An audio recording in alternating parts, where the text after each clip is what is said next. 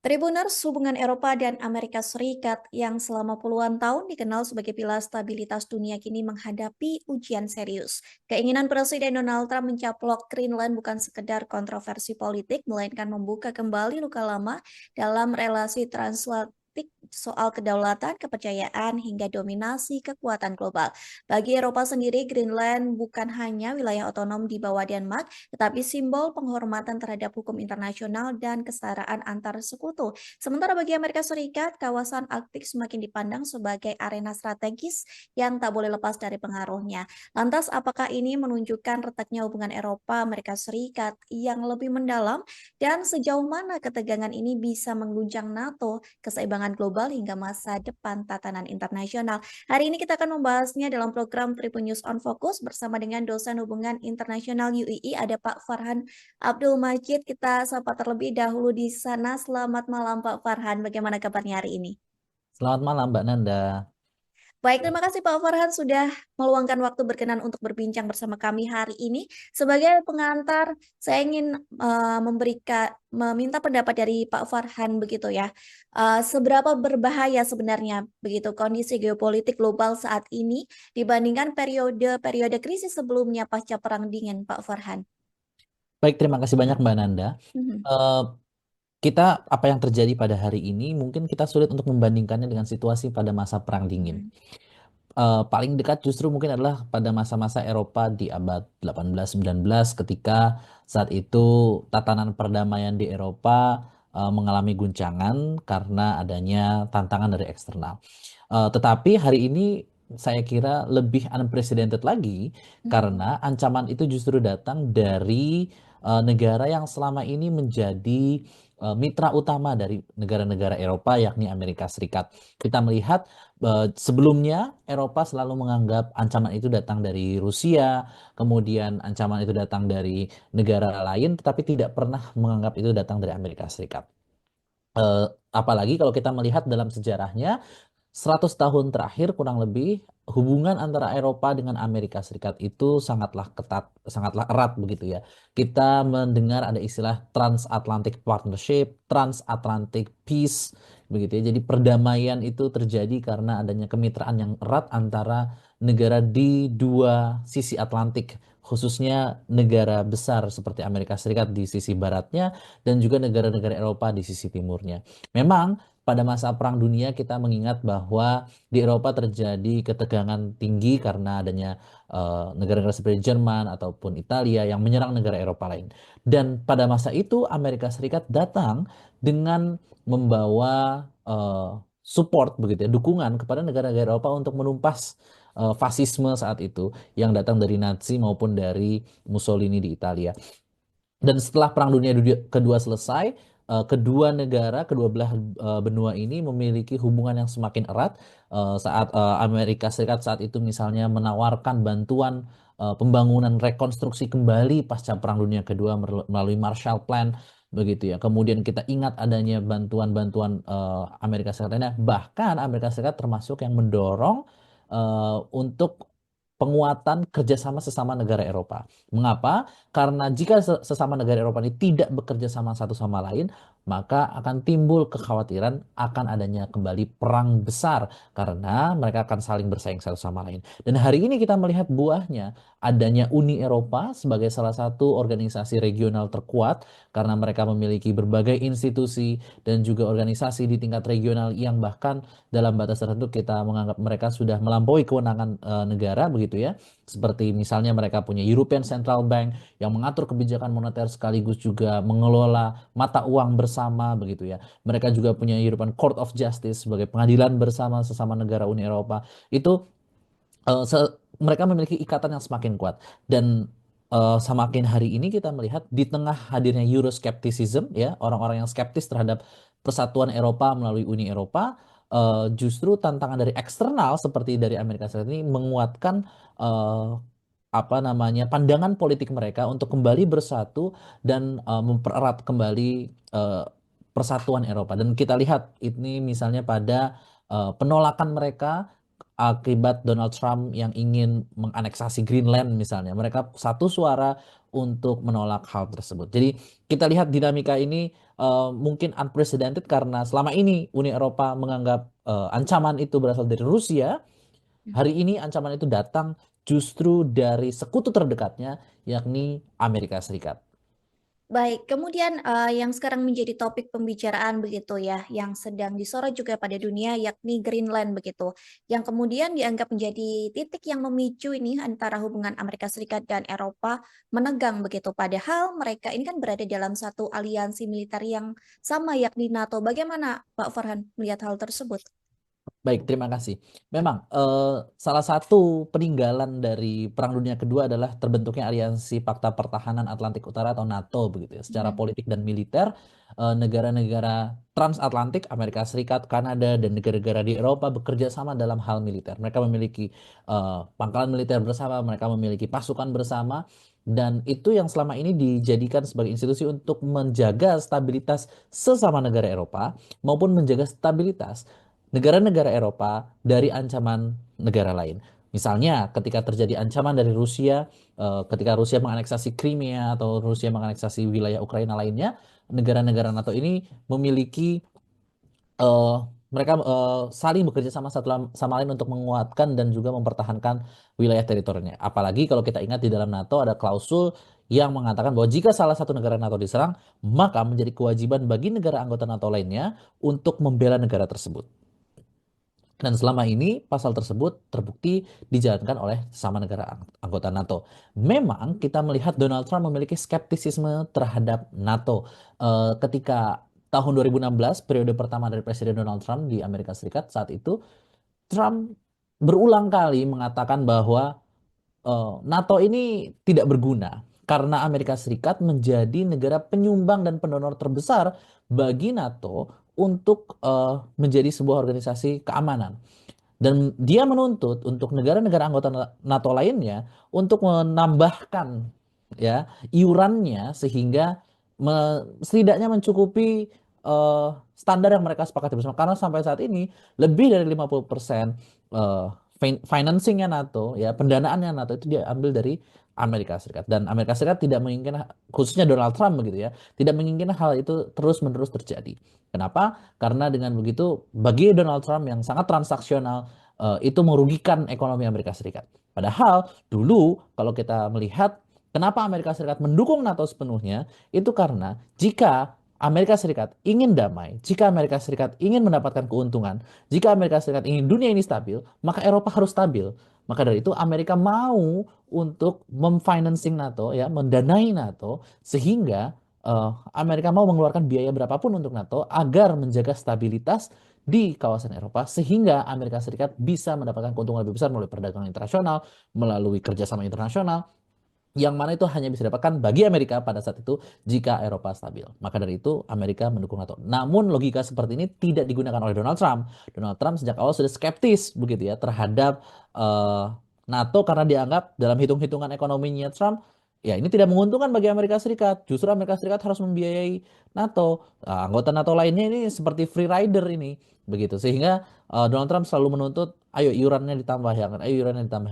Dan itu terlihat skeptisisme Donald Trump itu ternyata tidak hanya pada NATO, kepada organisasi internasional manapun yang memang sampai hari ini Amerika Serikat adalah penyumbang pendonor terbesarnya, Trump skeptis. Bahkan kepada PBB, begitu ya, kepada institusi internasional lainnya, Donald Trump sangat skeptis. Padahal kalau kita lihat eh, banyak teori-teori HI begitu khususnya yang dibuat oleh para akademisi Amerika Serikat menganggap ya Amerika Serikat itu jika ingin menjaga dunia ini stabil dan damai dia harus maju untuk menjadi provider bagi global public goods istilahnya. Jadi penyedia barang kebutuhan yang dibutuhkan oleh semua negara di seluruh dunia karena tanpa adanya satu negara besar yang bersedia untuk menjadi penyedia public goods tadi, global public goods tadi, maka dunia ini akan menjadi tidak stabil. Dan selama ini peran tersebut diambil oleh Amerika Serikat, khususnya ketika Perang Dingin selesai. Baik, kemudian Pak Farhan, ini melihat situasi saat ini begitu ya, apakah kemudian situasi ini murni begitu karena Eropa ini merasa kedaulatan soal Greenland ini terancam dengan niat pencaplokan Trump begitu, atau sedianya ada situasi yang lebih mendesak begitu di baliknya mengenai bagaimana kekuatan Eropa juga akan melemah begitu dan sebagainya. Pak Farhan. Memang, eee, kita melihat bahwa saat ini kekuatan Eropa sebagai individu-individu negara di percaturan politik dunia mengalami pelemahan, meskipun tidak bisa kita katakan menjadi lemah begitu ya. Hmm. Pelemahan dalam hal relatif, karena hari ini kita melihat, eee, politik dunia banyak dikuasai selain oleh Amerika Serikat memang sejak dulu, sejak setelah Perang Dunia Kedua, Amerika Serikat pemain dominan di sana. Hmm. Hari ini muncul aktor seperti Cina yang menjadi aktor yang sangat dominan dalam perpolitikan di tingkat internasional. Meski sampai hari ini kita tidak bisa menyebut Cina sebagai negara, hegemon begitu atau superpower dunia begitu ya. Eee, karena memang jangkauannya relatif lebih terbatas. Tetapi dengan meningkatnya Cina, di satu sisi maka Eropa yang tadinya berada di atas nomor 2 setelah Amerika Serikat menjadi turun relevansinya dalam politik internasional. Situasi seperti ini menimbulkan banyak ketidakpastian. Kenapa? Karena akhirnya negara Eropa yang selama ini menikmati posisinya sebagai negara yang berpengaruh, salah satu yang paling berpengaruh, sulit untuk keep up dengan kehadiran Cina. Memang negara-negara Eropa jika mereka individu, Prancis sendiri, Jerman sendiri, Italia sendiri akan lemah. Maka selama ini mereka menggunakan instrumen Uni Eropa untuk memperkuat ya posisi daya tawar mereka dalam perpolitikan di tingkat internasional. Walaupun begitu, kita pun melihat dari internal mereka sendiri terjadi proses skeptisisme ya. Misalnya, paling terlihat adalah Brexit, keluarnya Inggris dari keanggotaan Uni Eropa. Begitu juga ancaman dari negara-negara anggota Uni Eropa lain untuk keluar dari Uni Eropa, seperti dari Polandia, begitu ya, yang juga mengancam ingin keluar dari Uni Eropa karena dianggap terlalu banyak mengatur urusan dalam negeri. Tapi kita melihat itulah yang bisa menjadi posisi dari tawar mereka. Kalau mereka datang sendiri ke forum internasional, mereka tidak sekuat lagi dulu. Tapi jika mereka membawa Uni Eropa dengan penduduk yang jauh lebih banyak, skala ekonomi yang jauh lebih kuat, mereka memiliki daya tawar lebih lebih kuat.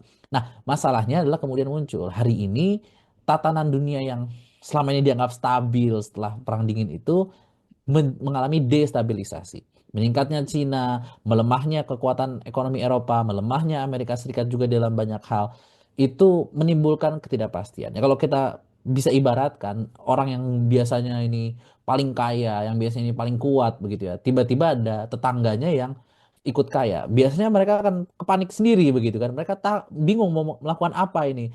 Jangan sampai dia jadi lebih kaya dari saya begitu. Makanya dia melakukan banyak hal untuk mencegah agar tetangganya ini nggak semakin kaya. Nah, tetangganya ini adalah Cina dan yang paling kaya ini Amerika Serikat. Itu kaget dengan Cina yang semakin kuat itu. Dan Eropa sebagai teman sahabatnya si orang yang sudah apa yang kaya yang tadi ini yang dari awal ini ya mereka sudah semakin sepuh begitu ya, sudah semakin tidak lagi bisa bersaing di banyak hal, dan selama ini banyak bergantung juga sama si tetangga yang kayak ini. Akhirnya dituntut, kamu jangan cuma diam saja dong, kamu juga harus bertindak dong. Nah, adanya persoalan Greenland tampaknya itu juga mengarah hal yang ke sana. Amerika Serikat ingin membangunkan, terutama Donald Trump begitu, ingin membangun Uni Eropa. Anda jangan diam saja selama ini menjadi free rider dari perdagangan atau dari transaksi dan hubungan transatlantik ini. Meskipun menurut Uni Eropa ya mereka bukan free rider, mereka juga banyak berkontribusi begitu. Tapi bagi Donald Trump mereka dianggap sebagai free rider dan seperti ingin menyentil ke sana sehingga yang paling kemudian dikhawatirkan oleh Donald Trump misalnya terkait dengan serangan dari Cina ke Amerika Serikat melalui Greenland itu kemudian menganggap Greenland adalah sebuah pertaruhan dari keamanan domestiknya Amerika Serikat. Dan untuk itu, Amerika Serikat bagi Donald Trump perlu mengambil alih Greenland dari wilayah teritorial Denmark. Tentu ini menjadi guncangan besar bagi Eropa karena selama ini tidak pernah ada yang mempermasalahkan Greenland sebagai bagian dari Denmark. Meskipun ya dulu apa pengambil alihan Greenland oleh Denmark pun itu juga mengalami sebuah masalah begitu ya. Tetapi itu dianggap sudah selesai dan orang Greenland sendiri kita lihat hari ini meskipun ditawari diiming-imingi duit oleh Donald Trump begitu ya, mereka lebih memilih bertahan dengan Denmark daripada harus bergabung pada Amerika Serikat. Dan ini juga mendapat reaksi keras begitu dari tetangganya Amerika Serikat sendiri, yakni Kanada, karena dia ada di tengah-tengah antara Greenland dengan Amerika Serikat, sehingga apa namanya, Greenland ini perlu menjadi titik panas baru yang ditimbulkan oleh Donald Trump, yang selama ini melihat territorial integrity, melihat sovereignty sebuah negara itu tidak terlalu penting. Karena kemarin misalnya mereka menyerang Venezuela untuk menculik apa namanya presidennya begitu kan, itu terang-terangan begitu. Dan sayangnya Uni Eropa itu dulu tidak terlalu bereaksi keras terhadap masalah itu, sehingga ketika Amerika Serikat atau Donald Trump berusaha mengambil alih lagi, mengutak-atik teritori sebuah negara, dan kali ini korbannya adalah negara anggota Uni Eropa. Negara Uni Eropa menjadi kaget dan mereka menjadi khawatir dan menjadi panik. Itu yang tampaknya hadir hari ini. Baik, berarti betul ya, Pak Farhan terkait mengenai memang benar bahwa Greenland ini menjadi titik vital keamanan begitu sampai Trump mengatakan bahwa Greenland ini menjadi titik vital untuk menghadapi perang melawan Rusia dan Cina begitu. Tapi Rusia dan Cina begitu selalu mengelak dan mengatakan bahwa mereka tidak ikut campur dalam permasalahan ini. Bagaimana, Pak Farhan? Ya, betul.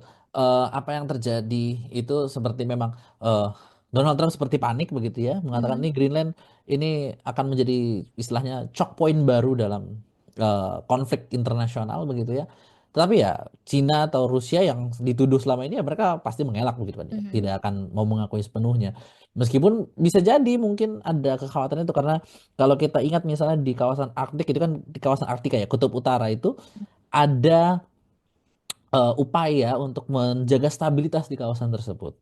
Karena memang eh, ada ancaman dari Rusia yang ingin melakukan ekspansi, atau Cina yang kemudian menjadi pemain baru untuk melakukan ekspansi.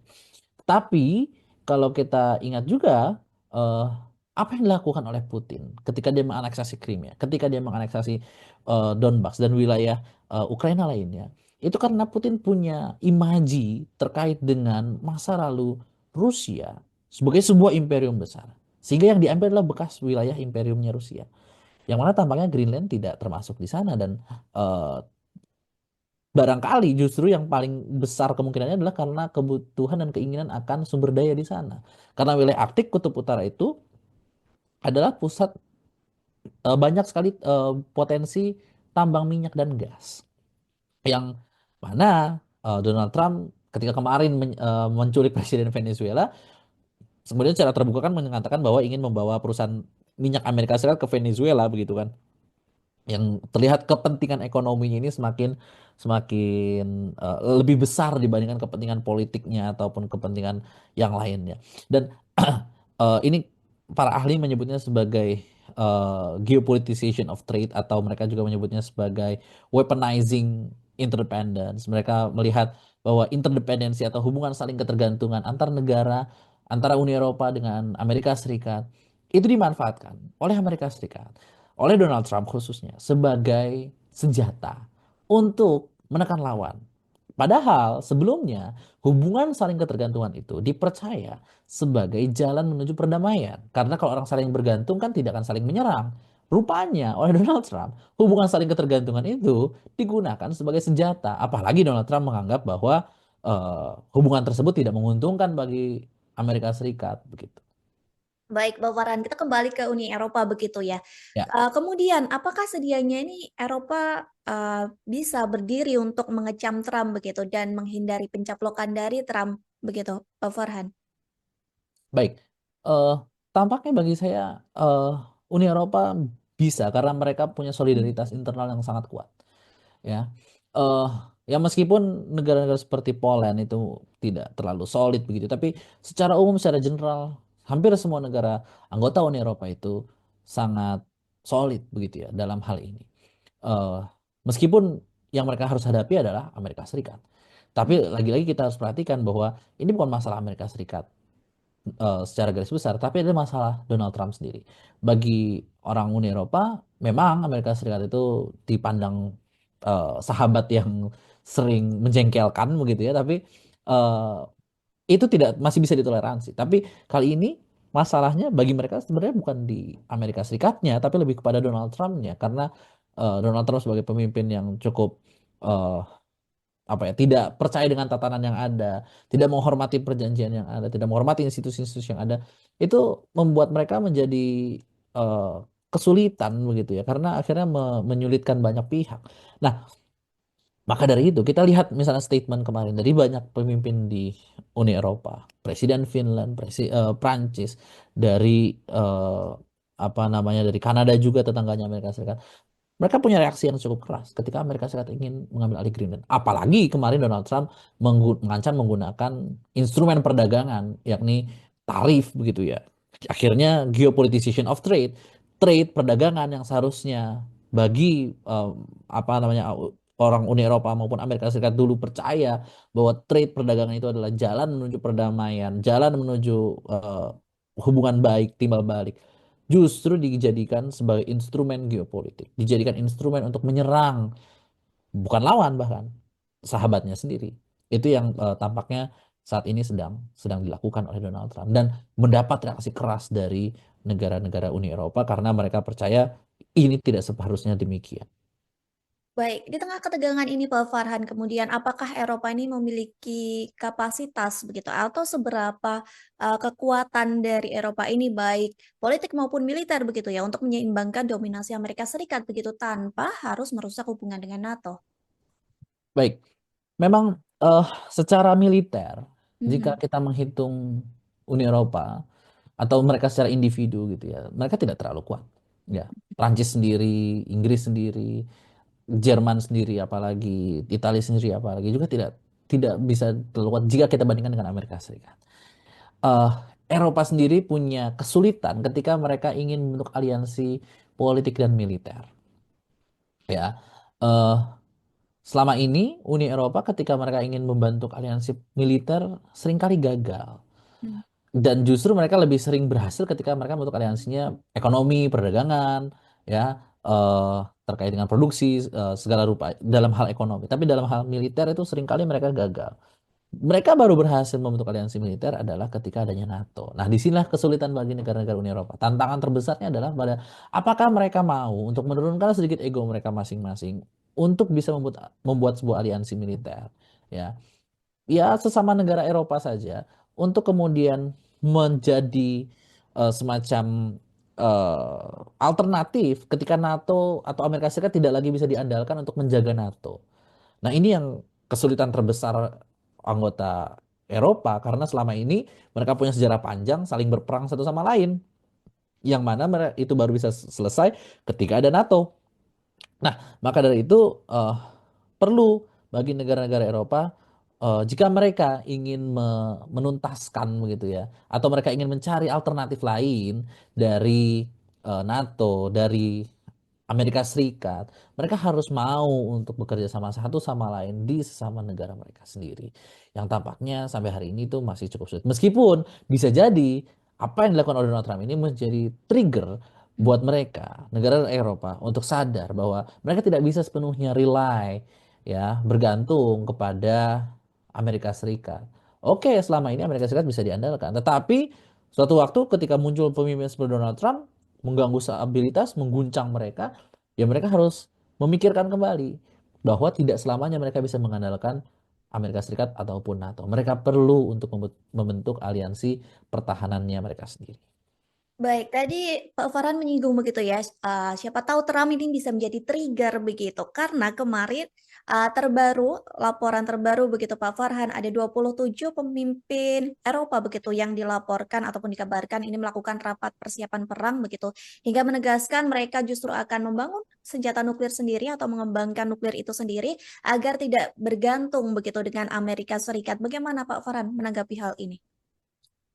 eh Memang kalau kita lihat eh bisa jadi itu ada reaksi dari sebagian negara Eropa untuk membentuk aliansi pertahanan sendiri dan juga untuk melindungi mereka dari ancaman Amerika Serikat. Namun tampaknya jika saya lihat Hmm. Donald Trump itu untuk menyerang Uni Eropa itu tidak terlalu berani.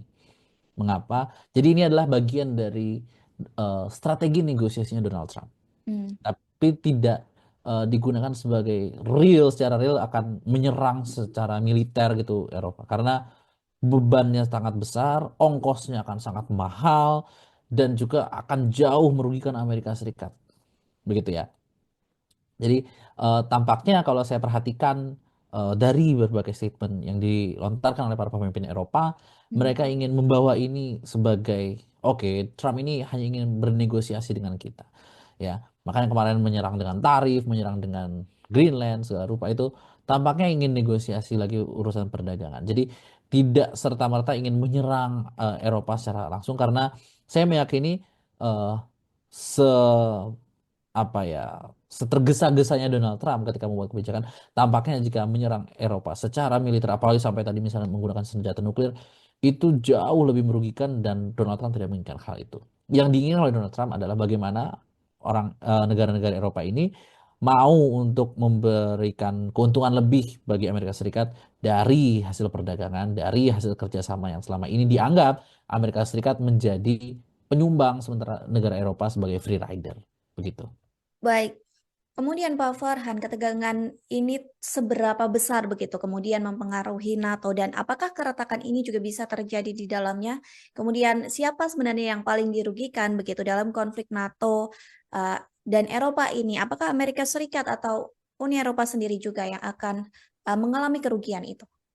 Baik, memang ketika sesama anggota NATO itu saling berkonflik satu sama lain, yang paling Mhm, dirugikan justru ya mereka semua.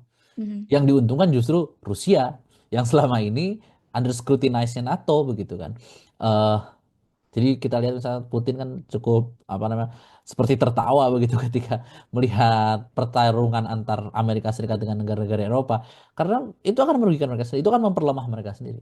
Yang selama ini NATO dibutuhkan, NATO itu dianggap cukup solid apa dibutuhkan solidaritasnya begitu untuk membela Ukraina, untuk mengcounter eh, Rusia meskipun ya mereka tidak terlalu all out begitu kalau kita lihat ya sampai hari ini karena perangnya masih berlanjut berkepanjangan. Tapi apa yang terjadi ini semakin memperdalam ya krisis yang terjadi di dalam NATO itu sendiri. Karena kita lihat bahwa ternyata mereka tidak begitu solid satu sama lain dan akhirnya itu akan merugikan mereka sendiri ketika ancaman yang sungguh-sungguh benar itu datang, mereka akan sulit untuk bekerja sama dan membantu satu sama lain begitu. Baik, seperti tadi yang dikatakan Pak Farhan begitu ya, Putin ini tampak tertawa begitu melihat ketegangan antara Eropa dan Amerika Serikat begitu. Lantas kemudian bagaimana Rusia ini memanfaatkan celah begitu ketegangan antara Amerika Serikat dan Eropa untuk memperkuat posisi secara geopolitik dan benarkah begitu Trump saat ini juga sudah mulai melunak pada Rusia karena beberapa negara Eropa juga sempat mengatakan begitu bahwa mereka ini akan membuka peluang dialog dengan Moskow. Kemudian apa yang bisa dibaca dari hal ini, Pak Farhan? Baik, memang Trump itu tidak terlalu bersih tegang dengan Rusia selama ini, Mhm. baik di periode pertama maupun sekarang periode kedua. Berbeda misalnya jalan yang diambil oleh Joe Biden ketika tahun 2022 yang lalu ketika Rusia menganeksasi sebagian wilayah Ukraina. Eh, ini menunjukkan bahwa sebenarnya Donald Trump itu tidak melihat apa permusuhan itu secara historis militer ataupun politik. Tapi lebih kepada apakah mereka memberikan keuntungan ekonomi bagi Amerika Serikat atau tidak. Atau justru selama ini Amerika Serikatlah yang membiayai mereka, Amerika Serikatlah yang mengayomi mereka, mengasuh mereka sehingga membuat Amerika Serikat dalam pandangan Donald Trump merugi secara kalkulasi ekonomi.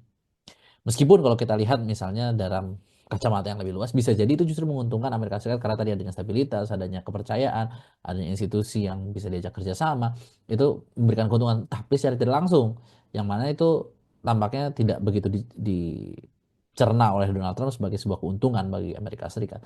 Dan ya lagi-lagi kita lihat bahwa di Eropa sendiri eh, NATO itu sebenarnya masih dibutuhkan karena sampai hari ini perang Rusia Ukraina itu masih berlangsung ya dan apa namanya jika mereka semakin terpecah ya konsentrasi mereka di Ukraina akan berkurang dan lagi-lagi Rusia akan semakin diuntungkan jika negara Eropa menganggap itu sebagai sebuah ancaman atau jika Amerika Serikat masih menganggap itu sebagai sebuah ancaman. Tapi kita lihat tampaknya hal tersebut tidak dianggap ancaman oleh Donald Trump karena berapa kali dalam negosiasi dengan Zelensky misalnya, Amerika Serikat justru menekan Zelensky begitu kan, atau dengan negara anggota Eropa lainnya justru menekan untuk menyudahi saja perang di Ukraina begitu dan eh, apa namanya, perbedaan cara pandang inilah yang membuat beberapa pemimpin Eropa tampaknya dalam pandangan saya cukup geram dengan Donald Trump karena tidak banyak mendukung mereka di front peperangan yang ada di Ukraina. Baik, jika kemudian paparan ketegangan antara Eropa dan Amerika Serikat ini begitu ya terus meningkat, kemudian apa konsekuensi terburuk begitu bagi stabilitas global ini? Baik, terima kasih. Mhm, Kalau kita lihat eh, hari ini stabilitas sebelumnya gitu ya, sebelum hari ini mhm, stabilitas global itu didukung oleh adanya eh, institusi internasional yang terbangun sejak masa Perang Dunia Kedua sampai yang terakselerasi kemudian setelah Perang Dingin begitu selesai begitu ya, adanya WTO, adanya PBB, adanya IMF dan macam-macam itu menjadi katalisator bagi perdamaian. Atau ya mungkin perangnya itu bisa terlokalisasi, tidak seluruh dunia. Eh, tetapi hal tersebut tidak bisa kita harapkan lagi di masa ini, ya.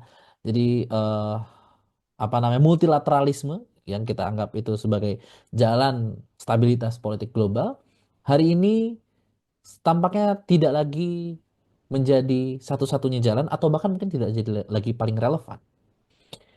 Yang terjadi adalah entah itu jadi bilateralisme, ya, dua negara saja, atau mungkin minilateralisme. Jadi eh, organisasinya itu segrup kecil-kecil saja. Hanya grouping seperti BRICS, grouping seperti G20 itu seperti minilateral begitu.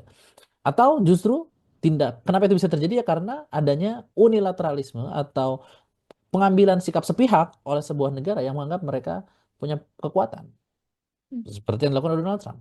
Ya, itu adalah bentuk unilateralisme. Dia bertindak semau-mau dia saja, tidak mempertimbangkan kerjasama ataupun eh, pikiran atau usulan dari negara lain. Sehingga itu mengguncang stabilitas yang selama ini terjadi. Maka yang akan terjadi adalah eh, multilateralisme semakin tidak relevan, polaritas yang sebelumnya saat perang dingin bipolar, kemudian setelah perang dingin unipolar. Saat ini mungkin kita menuju masa-masa yang kita sebut sebagai multipolar, Mmm, begitu ya. Yang polarnya kutubnya itu ada banyak, tetapi kutub yang banyak tersebut tidak selalu menguntungkan sebetulnya. Justru menambah biaya bagi kita karena kita harus semacam subscribe ke banyak kutub begitu kan. Yang sebelumnya cukup satu saja. Nah, hari ini kita harus subscribe ke kutubnya Cina, ke kutubnya Eropa, kutubnya Amerika Serikat dengan banyak kutub itu. Yang artinya menambah lagi ongkos dalam hubungan internasional antar negara itu. Ya, dan uh, multipolaritas itu ya bagi negara besar mungkin bisa jadi menguntungkan kepada mereka, tapi bagi negara seperti Indonesia atau bagi negara-negara lain yang tidak sebesar itu kekuatan ekonomi maupun politiknya, itu akan menambah biaya hubungan internasional mereka. Karena mereka harus subscribe ke lebih banyak subscriptions begitu ya, lebih banyak polar yang ada. Dan itu akan semakin menyulitkan untuk apa namanya, kita berharap adanya perdamaian. Jadi perdamaian itu semakin transaksional begitu ya. Dan itu yang kita lihat hari ini terjadi. Tentu kita berharap agar organisasi-organisasi multilateral itu tidak lagi semakin turun relevansinya, justru semakin meningkat relevansinya. Sehingga fragmentasi dalam hubungan internasional itu semakin berkurang dan biaya dalam melakukan hubungan internasional itu juga semakin berkurang. Karena itu akan menyulitkan negara-negara seperti Indonesia begitu. baik, kemudian Pak Farhan, dengan semua eskalasi ini begitu ya, kemarin, Trump menculik Presiden Venezuela Maduro, kemudian ini juga ambisi Trump ingin mencaplok Greenland begitu. Apakah istilah perang dunia ketiga ini sudah relevan secara akademik atau masih sebatas narasi politik atau justru ketakutan publik? Karena beberapa waktu yang lalu melalui cuitannya di akun X begitu, Bapak Susilo Bambang Yudhoyono atau SBY itu juga mengatakan bahwa tanda-tanda perang dunia begitu sudah semakin nyata dan itu kemungkinan juga bisa terjadi. Bagaimana menurut Pak Farhan sendiri? Baik, terima kasih. Sebetulnya yang pertama perlu kita kritisi dulu istilah perang dunia itu sendiri, begitu ya. Mhm, Tampaknya kita melihat perang dunia itu cukup eurosentrik karena selama ini dianggap perang dunia ketika perang itu terjadi di Eropa. Ya, perang besar terjadi di Eropa, maka itu menjadi perang dunia pertama, menjadi perang dunia kedua, begitu kan. Karena adanya perang besar di Eropa. Tetapi perang itu sebenarnya terjadi di mana-mana, Di Korea ada perang dulu semenanjung Korea, di Vietnam ada perang, di Timur Tengah sampai hari ini masih banyak perang. Jadi perang terjadi di banyak tempat, tapi tidak menyentuh aktor utama ataupun para pemegang kekuasaan utama di dunia.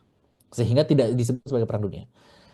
Bisa jadi kalau dengan melihat begitu definisinya, maka perang dunia itu akan terjadi jika antar pemegang kekuatan utama dunia ini, Amerika Serikat, Uni Eropa, Rusia, itu saling berperang satu sama lain, itu bisa jadi akan disebut sebagai perang dunia. Meskipun kita mungkin tidak terlibat di dalamnya, begitu kan? Mhm. Tapi akan disebut perang dunia karena para pemilik kekuatan dunia ini saling berperang satu sama lain. Nah, yang kita khawatirkan adalah karena mereka punya kekuasaan yang besar, mereka kekuatan yang sangat tinggi, sangat kuat, ekonominya pun juga sangat signifikan. Yang akan terjadi adalah berdampak kepada kita secara tidak langsung, meskipun kita tidak terlibat dalam perangnya. Ketika mereka saling berperang, mereka akan meninggalkan urusan perdagangan, mereka akan meninggalkan urusan pembangunan, mereka akan meninggalkan urusan-urusan yang lainnya, sehingga kita semakin sulit untuk meningkatkan pertumbuhan ekonomi, meningkatkan perdagangan, meningkatkan kerjasama, karena mereka saling berperang satu sama lain. Meski dalam pandangan saya tadi kita bisa lihat bahwa sebetulnya risikonya itu terlampau besar yang bahkan menurut saya Donald Trump pun tidak akan mengambil risiko itu jika dia ingin menyerang Uni Eropa. Mhm. Perang dunia itu baru akan terjadi jika Amerika Serikat menyerang Eropa secara langsung, secara militer begitu ya. Dan tampaknya tadi karena ongkosnya sangat besar dan itu akan sangat merugikan bagi Amerika Serikat itu sendiri, Donald Trump pun saya yakin sampai saat ini tidak mengambil jalan tersebut. Baik, selain persoalan Greenland, Pak Farhan, Trump ini juga sedang disorot begitu ya, karena membentuk Dewan Perdamaian Gaza begitu, karena beberapa pihak begitu menganggap bahwa Dewan Perdamaian Gaza ini dinilai ingin menandingi PBB begitu. Bagaimana Pak Farhan melihat hal itu? Baik, terima kasih. Ya, isu lain yang kemudian diangkat saat ini adalah terkait dengan Board of Peace yang Mhm. dibawa oleh Donald Trump dan Indonesia. Kemarin saya melihat pernyataan dari Kementerian Luar Negeri melalui akun media sosialnya juga mengatakan Indonesia akan bergabung ke sana. Ya. Namun bagi saya itu menimbulkan pertanyaan yang cukup besar bahwa apa yang dimaksud dengan Board of Peace ini? Mhm. Ya, memang akan mengatakan Trump akan mengatakan ini kan sebagai jalan untuk perdamaian di Gaza begitu kan. Tapi kita harus lihat bahwa Board of Peace ini tidak gratis. Biaya subscription-nya begitu kalau kita bisa katakan itu 1 miliar dolar Amerika, Mhm. which is very very huge amount of money buat negara seperti Indonesia ketika kita ingin subscribe ke sana. Itu 1 miliar US dollar itu kan berapa? 17 triliun kalau nggak salah ya. 16,8 Iya, triliun enam belas rupiah. koma delapan ya, kurang lebih 17 triliun itu. Iya, ya. Dan itu sangat-sangat besar untuk kita subscribe ke sana. Yang kita tidak tahu maksud plan ini seperti apa sih begitu kan? Mhm. Kok plan ini tidak sesuai dengan plan yang selama ini dijalankan oleh negara-negara dunia lain ya apa yang selama ini concern juga terhadap persoalan yang ada di Palestina begitu kan? Mhm. Dan justru agak me, membingungkan ketika Board of Peace ini tidak melibatkan Palestina itu sendiri begitu kan, yang Mhm. merupakan korban utama dari eh, apa namanya korban utama dari peperangan ini begitu kan. Eh, Bahkan Israel juga mengatakan akan ikut bergabung begitu kan. Mhm. Ini jangan-jangan adalah hanya sebagai upaya untuk menyenangkan hatinya Israel gitu, menyenangkan hatinya Netanyahu. Dan kita perlu curiga ke sana karena apalagi ini akan menunjukkan adanya subscription baru tadi kita bisa katakan ya. Multipolaritasnya itu tidak hanya dalam hal negaranya, tapi bahkan isu pun menjadi multipolar. Ya, di isu A subscribe ke sana, di isu B subscribe ke sini. Wah, itu biaya akan sangat tinggi. Dan kita lihat di sini, misalnya untuk bergabung Board of Directors, 1 billion US dollar, 17 triliun rupiah. Yang mana kalau kita lihat hari ini kan tidak menjadi tidak begitu rasional bagi kita untuk bergabung. Jangan-jangan apa yang Mhm. dilakukan oleh Donald Trump dengan membentuk Board of Peace ini adalah semacam ujian begitu ya, ngasih ujian solidaritas atau ujian kesetiaan kepada Amerika Serikat. Kalau Anda masih setia dengan Amerika Serikat, setia dengan Donald Trump, ya gabung dengan inisiatifnya Donald Trump. Dan eh, lagi-lagi ini bisa jadi akan untuk daya tawarnya Amerika Serikat ketika mereka ingin bernegosiasi dengan negara-negara lain. Misalnya terkait dengan tarif perdagangan ataupun dengan bantuan internasional, mereka bernegosiasi dengan salah satunya mungkin dengan ini. Dan tampaknya menurut saya eh, ini semakin memperkeruh dan memperumit begitu ya peta perpolitikan global dengan hadirnya apa namanya multilateralisme berbasis subscription yang mahal dan tidak begitu jelas apa tujuan dan juga programnya ini. Baik, artinya Pak Farhan, apakah Indonesia memutuskan untuk bergabung dengan Dewan Perdamaian ini menjadi keputusan yang tepat ataupun tidak? Karena hari ini juga Presiden Prabowo Subianto begitu ya sudah menghadiri acara peresmian dari Dewan Perdamaian Gaza ini. Terlihat Prabowo juga akrab begitu dengan Donald Trump di acara hari ini. Apakah menjadi keputusan yang tepat bagi Indonesia untuk bergabung dengan Dewan Perdamaian Gaza, bentukan dari Trump ini, Pak Farhan? Baik, bisa jadi ini adalah quick win ataupun solusi jangka pendek yang bisa kita harapkan keuntungannya dalam jangka pendek khususnya dalam hal negosiasi tarif ya Hmm. perdagangan dengan Amerika Serikat karena Indonesia tarifnya masih cukup tinggi begitu ya jika dibandingkan banyak negara lain. Eh, tetapi dalam jangka yang lebih panjang, khususnya terkait dengan reputasi Indonesia, saya kira ini tidak begitu positif bagi Indonesia. Jadi bisa jadi dalam jangka pendek ini berdampak positif karena tadi membuat Trump senang begitu sehingga bisa menjadi daya tawar ketika nanti ingin bernegosiasi soal tarif ataupun negosiasi lain dengan Amerika Serikat. Tapi dalam jangka panjang tampaknya tidak begitu positif bagi Indonesia. Baik, kemudian seperti tadi yang disinggung Pak Farhan begitu ya, bahwa anggota harus membayar begitu atau menyumbang 1 miliar dolar atau setara dengan 17 triliun rupiah begitu, jika ingin menjadi anggota Dewan Tetap dari Dewan Perdamaian Gaza ini. Artinya kalau misalkan tidak membayar ya keanggotaan mereka hanya cukup 3 tahun saja begitu. Dengan tadi yang disampaikan Pak Farhan begitu, apakah Indonesia harus membayar 17 triliun rupiah ini atau cukup menjadi anggota hanya 3 tahun saja di Dewan Perdamaian Gaza ini? Baik, mungkin kalau kalau memang kita memprioritaskan politik luar negeri kita ke sana, bisa jadi kita akan membayar. Tapi dalam pandangan saya, Mhm. sepertinya tidak perlu dibayar karena toh 3 tahun lagi, 4 tahun lagi Donald Trump tidak bisa jadi presiden Amerika Serikat lagi dan tampaknya itu tidak terlalu relevan lagi untuk berada di Board of Peace ini sehingga eh, ya itu tadi hanya subscriptionnya secara politis tidak secara ekonomi dan juga finansial karena 17 triliun itu kan jumlah yang cukup besar ya eh, bagi Indonesia dan apa urgensinya saya kira tidak tidak sebesar itu untuk bergabung ke Board of Peace ini dan banyak prioritas lain yang bisa kita gunakan uang sebesar itu. Baik, kemudian apa yang kemudian harus diwaspadai begitu oleh Indonesia ataupun oleh Presiden Prabowo sendiri begitu dengan bergabungnya Dewan Perdamaian Gaza karena ada beberapa pihak ataupun pakar juga yang mengatakan bahwa jangan sampai Indonesia nantinya justru menjual Palestina begitu di dalam Dewan Perdamaian Gaza. Apa yang kemudian harus diwaspadai ketika Indonesia bergabung dalam dewan ini, Pak Farhan? Baik, terima kasih. Ya, yang harus diwaspadai tadi adalah dampak jangka panjangnya. Ya, Mhm.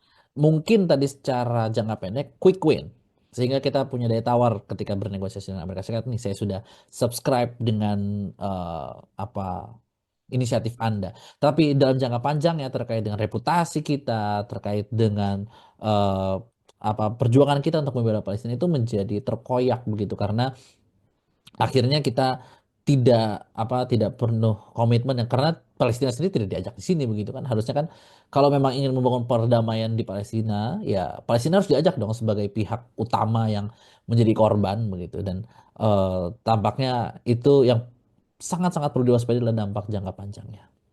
Baik, terakhir mungkin Pak Farhan sebagai closing statement juga dari Pak Farhan begitu. Kemudian bagaimana Pak Farhan melihat gejolak yang dilakukan Amerika Serikat begitu hingga saat ini di era pemerintahan Trump dan bagaimana situasi serta dampaknya begitu jika ambisi Trump ini justru semakin hari semakin menjadi-jadi, Pak Farhan.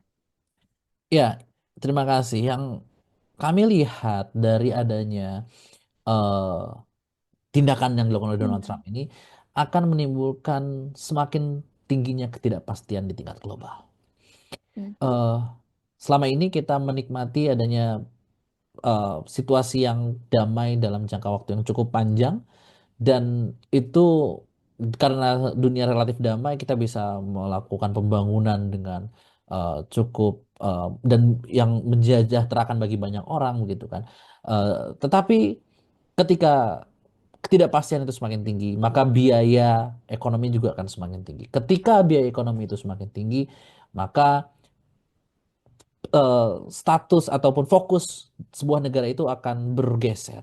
Yang tadinya membangun secara ekonomi, industrialisasi, kemudian juga menyejahterakan rakyatnya, bergeser ke sektor keamanan. Sehingga lagi-lagi kita lihat masyarakat akan terlupakan. Dan kita sebagai bagian dari masyarakat yang tidak punya kekuasaan di tingkat dunia begitu, yang akan dikorbankan. Dan kita tentu tidak berharap itu terjadi karena fokus pada kesejahteraan, fokus pada pembangunan itu akan semakin berkurang dan bergeser ke sektor keamanan, menyerap banyak sumber daya ekonomi, sumber daya finansial, sumber daya politik, sehingga kita yang seharusnya menjadi fokus disejahterakan ini menjadi berkurang.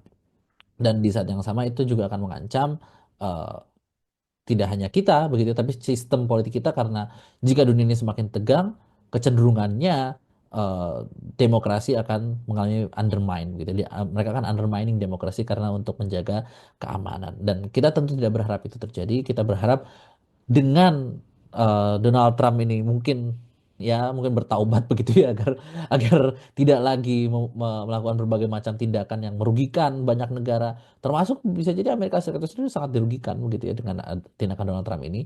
Eh, Mereka bisa memikirkan ulang ya, proses negosiasi-negosiasi yang terjadi itu tidak perlu sampai mengganggu atau mengekskalasi konflik begitu sehingga meningkatkan biaya ketidakpastian. Eh, Kita harap biaya ketidakpastian itu bisa turun sehingga biaya tersebut bisa teralihkan pada fokus kesejahteraan yang bisa kita rasakan manfaatnya lebih luas. Kurang lebih begitu. Baik, terima kasih Pak Farhan atas waktu dan kesempatannya. Tentunya kita berharap begitu ya hubungan antara Eropa dan Amerika Serikat ini tidak semakin buruk begitu dan berdampak bagi stabilitas internasional, dan juga kita berharap bahwa Indonesia ini bisa bersikap dengan tepat dalam menghadapi isu-isu dunia. Sekali lagi, terima kasih Pak Farhan. Semoga kita bisa berbincang di lain waktu. Sukses selalu Pak Farhan. Terima kasih. Dan terima kasih juga untuk Tribunars yang sudah membersamai kami di Tribun News on Fokus hari ini. Di akhir kata, saya Mariana dan kru yang bertugas pamit undur diri. Terima kasih dan sampai jumpa.